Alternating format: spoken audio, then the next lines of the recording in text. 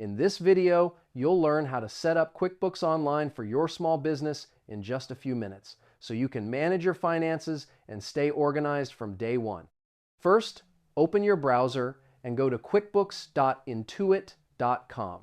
Sign up for a QuickBooks Online plan that fits your business needs, like Simple Start, Essentials, Plus, or Advanced, depending on the features you require. Next, fill in your business profile. Enter your business name, industry, business type, and tax information.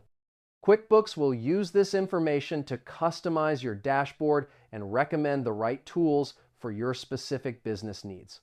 Now, connect your bank account. Click on Banking in the left sidebar, then select Connect Account. QuickBooks will guide you through linking your business bank account, allowing transactions to import automatically and stay perfectly synced. After that, set up your chart of accounts. QuickBooks will provide a default list of accounts based on your industry, but you can customize it by adding income accounts, expense categories, and any custom accounts you need. Once your accounts are set, add your customers, vendors, and products.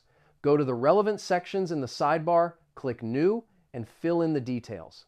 This will make creating invoices and tracking expenses much easier.